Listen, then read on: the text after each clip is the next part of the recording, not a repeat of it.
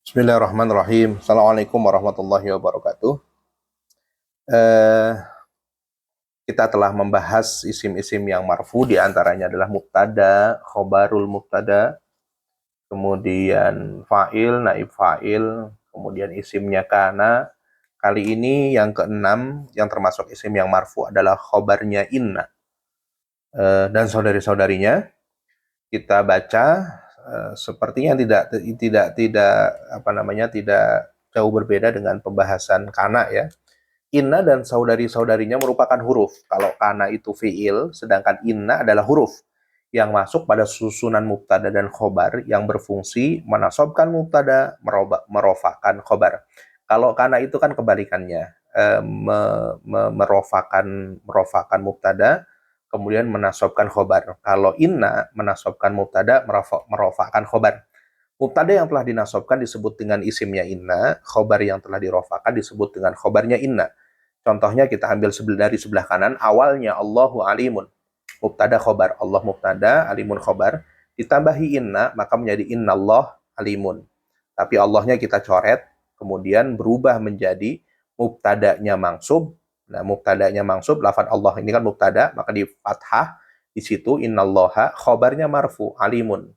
Nah, maka jadilah innallaha alimun. Nah, kemudian berubah nama setelah dimasuki inna ini, lafaz Allah yang awalnya susunannya statusnya sebagai mubtada ini berubah nama menjadi isimnya inna. Kemudian alimun menjadi khobaru inna. Itu ya. Jadi Allah ismu inna, alimun menjadi khobaru inna. Nah, isim inna ada yang berupa mabni dan ada yang mu'rab. Ini tinggal dilihat di tabel yang mu'rab inna Muhammadan jalisun. Muhammadan ini adalah ismu inna, jalisun adalah khobarnya inna. Kemudian yang mabni innaha, ha-nya ini adalah ismu inna, innaka, ka-nya ini adalah ismu inna. Ini ya mukhotob, ya mutakalim. Ini tolibun, ya mutakalim ini sebagai ismu inna. Kemudian khobarnya inna ada yang berupa mufrad dan murokab, ini juga sama eh, seperti khobarnya kana ya. Jadi ada yang mufrad dan ada yang murokab, ini tinggal dibaca sendiri.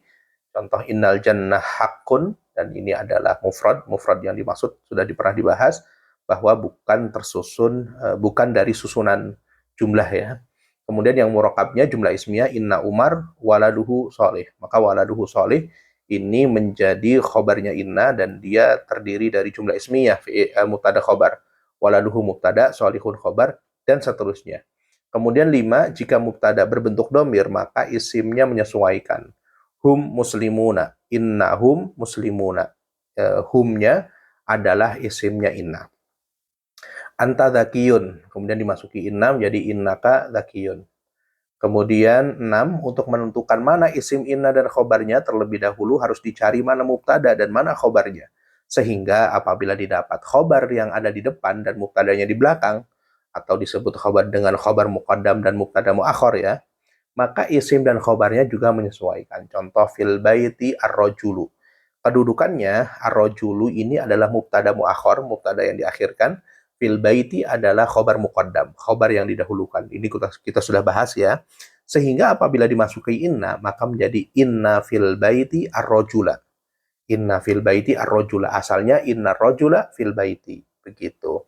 Contoh di surat Al-Insyirah, inna ma'al usri yusron. Asalnya inna yusron ma'al usri. Gitu ya. Kemudian di poin nomor 7, saudara-saudara inna. Saudari-saudari inna adalah sebagai berikut. Inna wa anna walaita wa ka'anna walakinna wala'alla. Gitu ya.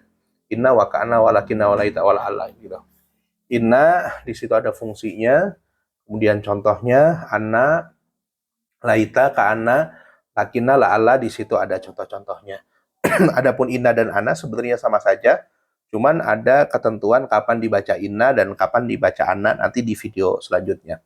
Lafadz laita digunakan untuk berandai-andai yang mustahil terjadi. Maka di situ lafadz laita contohnya laital wakta rojiun, seandainya waktu kembali.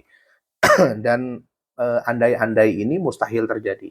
Contoh seandainya hujan itu adalah uang saumpama, itu juga sesuatu yang mustahil terjadi tentunya.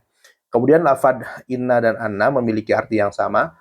Penentuan harokat hamzahnya, anna atau inna, berdasarkan ketentuan tertentu. Nah, kapan dibaca inna dan kapan dibaca anna? Harokat hamzah pada inna. Yang pertama, hamzah inna diharokati fathah, akan kita lanjutkan di video selanjutnya. Semoga bermanfaat. Assalamualaikum warahmatullahi wabarakatuh.